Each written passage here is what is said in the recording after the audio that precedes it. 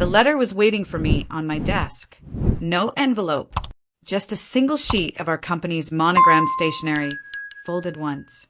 My name at the top. No greeting, no warmth. Just this. You're out of the family business. Expect a call from our lawyer. Sign, Mom. No explanation. No meeting. No conversation.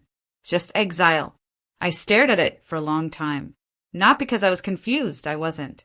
I had felt this coming for weeks. Months, maybe. The tension in board meetings.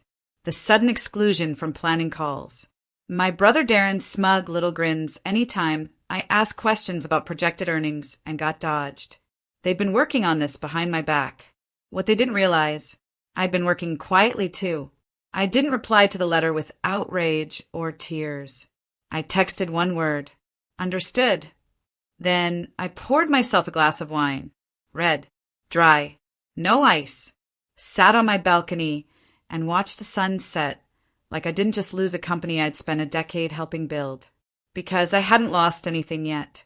They had. By midnight, I'd already made the first call to my private attorney, Meredith, who specialized in corporate dissolutions and high-emotion transitions, as she liked to call them. By noon the next day, my 40% equity share was on the table. I didn't sell it to just anyone.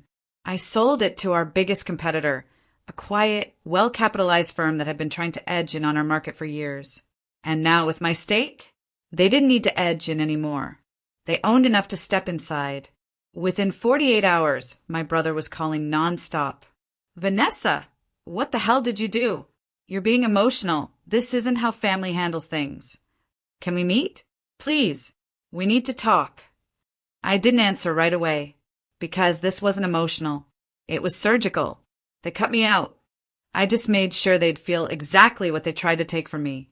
And what my mother didn't know, what none of them did, was that I had receipts, notes, recordings, and my own version of how this company was really built.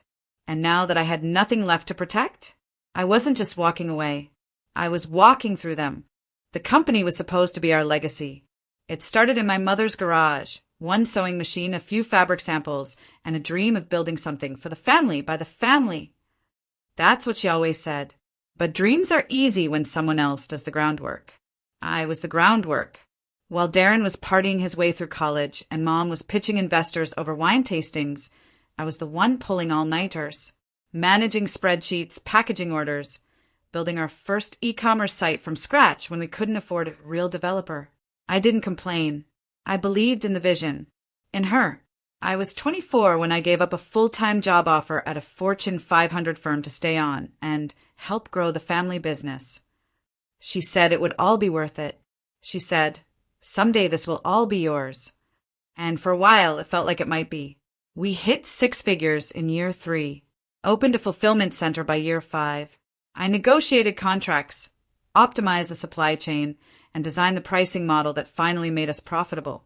My name wasn't on the front, but my fingerprints were on everything. Then Darren rejoined the company. After bouncing through jobs for most of his 20s, he suddenly wanted in. Mom welcomed him like a prodigal son returning from war. I was told to train him on operations. I did, quietly, thoroughly, even when he started calling himself co-CEO. Even when he interrupted me in board meetings with jokes about how I was the calculator and he was the big picture. Mom laughed every time. I started noticing changes. Client meetings I wasn't invited to. Expenses I never signed off on. A growing distance in Mom's tone when she spoke to me. Colder clipped. Still I stayed. Because loyalty doesn't vanish overnight. And I thought if I just worked harder, they'd remember who got them there. Then came the letter. Folded. Final. Formal. No thanks. No warning. Just you're out. That's when I realized they didn't just want me gone. They wanted my silence. Because if I was out, they thought they could control the story. They forgot the most important part. I owned 40% of the truth. And now that I had nothing left to lose, I wasn't going to whisper anymore. It's funny how obvious things look in hindsight. Now that the mask had dropped, I could trace the betrayal like a dotted line. Clear, direct, deliberate. It started with the meeting I wasn't invited to.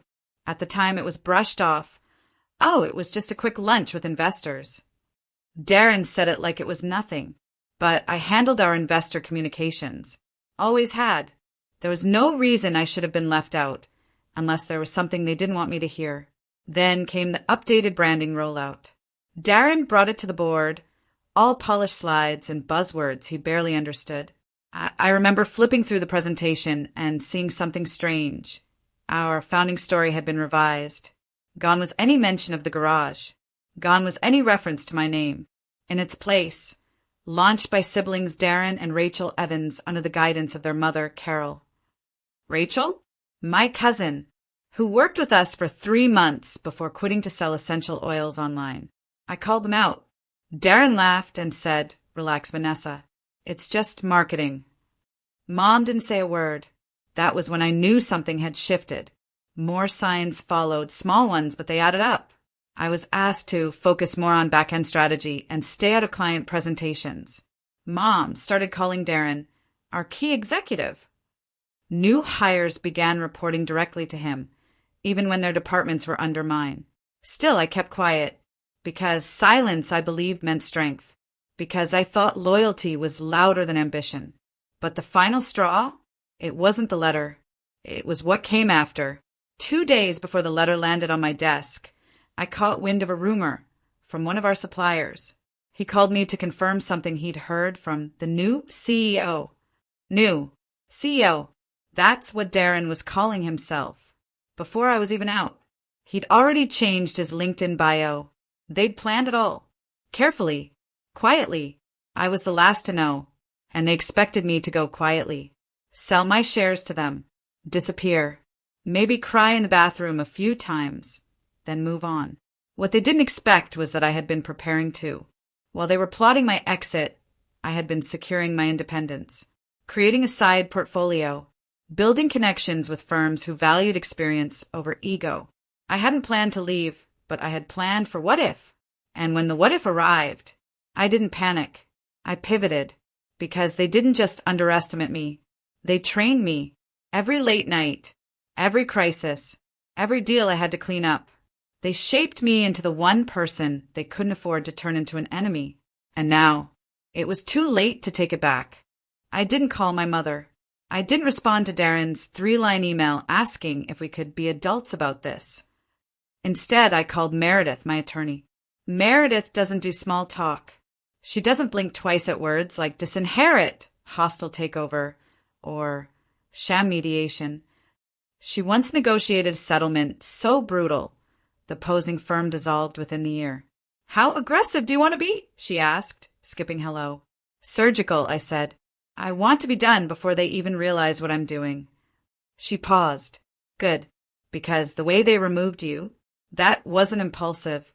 It was a plan, so we'll give them one of our own." We started with my shares. I owned 40%, a combination of vested equity, founder's compensation, and reinvested dividends. They'd always assumed I'd sell back to the company or transfer my ownership to Darren under some peaceful family clause. That clause didn't exist, because I'd written the original bylaws, and there were no restrictions on who I could sell to. So I made a list of the company's top 3 competitors, all of whom had tried to buy us out in the past. I scheduled calls.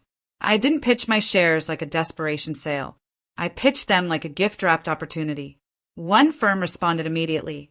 They'd been watching our growth for years, and they knew exactly what 40% in the right hands could do, especially when it came with insider knowledge, detailed documentation, and a disgruntled founder with a full legal blessing. We closed in 36 hours. Cash offer.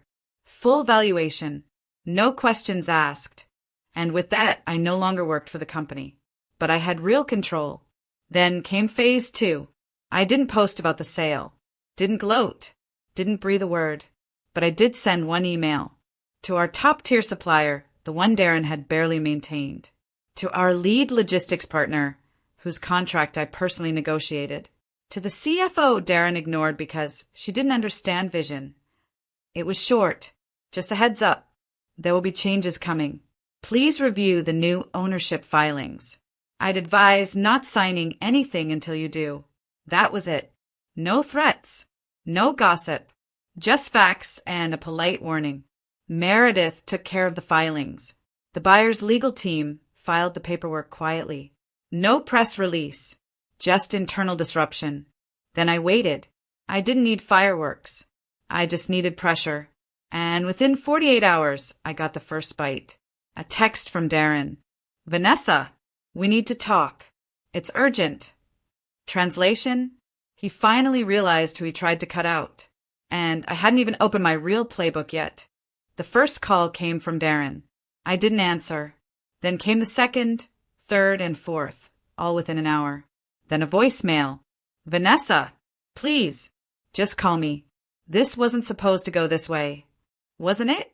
Because from where I stood, it went exactly how they planned. Until I moved first. By day 3, the supplier contracts had started to shift.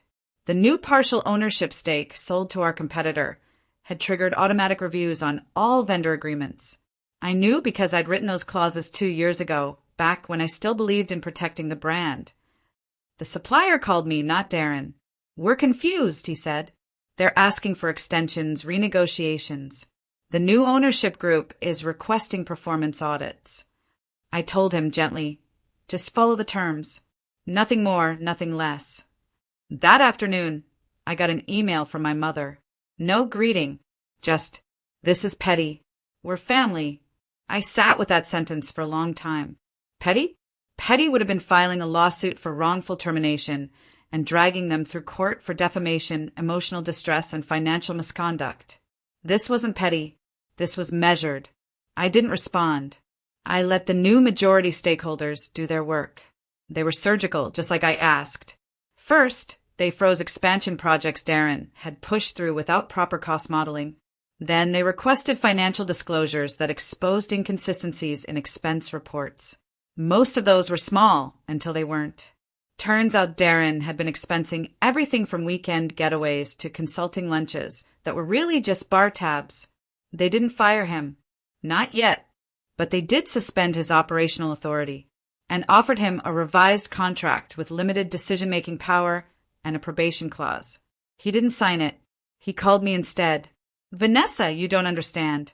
They're gutting everything. No, I said calmly. They're protecting their investment. You're blowing up our entire legacy. I smiled, the kind that doesn't reach your eyes. No, I'm taking back the part that belonged to me. He was silent. Then he said it, the thing I never thought I'd hear. Okay, what do you want? That was the moment I knew I had him. The same brother who once joked that I was just the operations girl. The one who smirked while signing the letter that ended my place at the company. Now begging, not for reconciliation, but for mercy. And the best part? I wasn't done yet. Collapse doesn't always sound like shattering glass. Sometimes it's a meeting rescheduled 3 times because the new partners no longer trust your judgment. Sometimes it's a vendor quietly pulling out of a deal because they've reevaluated their alignment. And sometimes it's your mother leaving 3 voicemails in one day, none of them angry, just small. Vanessa, we need to talk. I'm trying to fix this. Please call me back. You're still my daughter. That has to count for something. It might have, once. But now, I was past the point where sentiment could be weaponized. I didn't ignore her out of spite. I ignored her because she had made herself irrelevant. I heard from Rachel, too, the cousin whose name they tried to rewrite into the company's founding story. She posted a vague message on LinkedIn. Real success can't be stolen. Real leaders don't panic. #resilience, #grace. A full paragraph of subtweets in disguise. But it didn't matter, because while they were scrambling for control over optics, the new leadership was focused on results. The investor I sold my stake to had wasted no time. They brought in consultants, not to rebrand, but to investigate. Within a week, every department had been audited. 2 directors resigned. 1 marketing lead was quietly let go after it was revealed they'd been funneling company ad spend into a side project for Darren's podcast. The truth was the business was still viable, healthy even. It just needed different hands. And that was what destroyed them most. Because now the company was succeeding without them. And everyone could see it. Clients noticed. Former partners reached out to me. I had 3 job offers on the table before the end of the month. One was from our biggest supplier, but I wasn't looking for employment. I was looking for clarity, and I had it. One afternoon, Meredith forwarded me a letter, a formal proposal from Darren and Carol. They wanted to buy back my stake at 30% above market value in exchange for a full release of statements I had previously made to the board regarding internal practices. In short, they wanted me gone and quiet. It would have been a win if they had sent it 2 weeks earlier. But now, their offer was worthless because I had already declined the buyback, already committed to the investor, already ensured that they would never have full control again. That night, I poured another glass of wine, red, dry, no ice. I lit a candle, sat by the window, and smiled, because this wasn't just about revenge. It was about relief. Relief from years of second-guessing myself. Relief from being the afterthought in a story I had helped build from day one. Let them scramble. Let them plead. Let them rewrite their version of history all over again. I had already written the ending. I didn't go back. Not to the boardroom. Not to the office. Not even to retrieve my name from their mouths. I had no interest in reclaiming a seat at a table I helped build, only to be told to stand in the hallway. Instead, I built my own. At first, it was just a side idea, a whisper of possibility, a sketch in the margins of a journal I hadn't written in for years. I called it Second Founders, a consulting and legal prep firm for women being pushed out of their own startups. Women like me. Turns out there were a lot of us. Within weeks of announcing the idea, my inbox was full. Co-founders who were iced out by their husbands after the first round of funding. Daughters pushed aside by brothers in family businesses. Quiet women with sharp minds, waiting for someone to tell them they weren't crazy for feeling erased. I told them what I had to learn the hard way. You're not emotional. You're observant. You're not overreacting. You're uncovering. And you're not dramatic. You're dangerous when you stop apologizing. The first workshop sold out. By month 2, I had 5 paying clients and a wait list. I hired a former paralegal, then a part-time strategist. I got featured in a small business newsletter. The headline read, "The woman they tried to cut out just built the blueprint for the rest of us." Evan, my ex from years ago, emailed me after that article. "Proud of you. Knew you'd do something powerful." I didn't respond, not because I was bitter, but because I didn't need closure from people who only show up once you've already won. I made peace with a lot of things. I stopped tracking the family business's stock value, stopped rereading the letter that started all of this, stopped wondering what would have happened if I had just stayed quiet, because the truth is I would have survived, but I wouldn't have lived. And now I speak on stages I used to sit in the back of. Now I mentor founders who remind me of myself, but younger, louder, and beautifully unwilling to wait for permission. And on Sundays, I go to the farmer's market, buy sunflowers, and sit by the window with my wine, red, dry, no ice. It's not dramatic. It's not glamorous. But it's mine. The life I built when I stopped trying to keep what I was never meant to beg for. The victory wasn't that I made them regret cutting me out. The victory was that I never needed them to begin with. It's strange, the kind of silence you notice after everything explodes. Not the hollow silence of abandonment. I lived in that too long. This one's different. It's the quiet after storm, when the ground stops trembling and you realize you're still standing. That the rubble behind you wasn't your foundation, it was just debris. It's been nearly a year since the letter. No lawsuits. No second offers. No apologies. Just distance. I never heard from my mother again. Not even a message through someone else. Not even for my birthday. It used to sting. That space where a mother should be. But that pain faded quietly, like a bruise you stop noticing. Because eventually I stopped trying to shrink myself into the shape of a daughter she could accept. And started becoming the woman I actually am. The irony? They used to call me the cold one.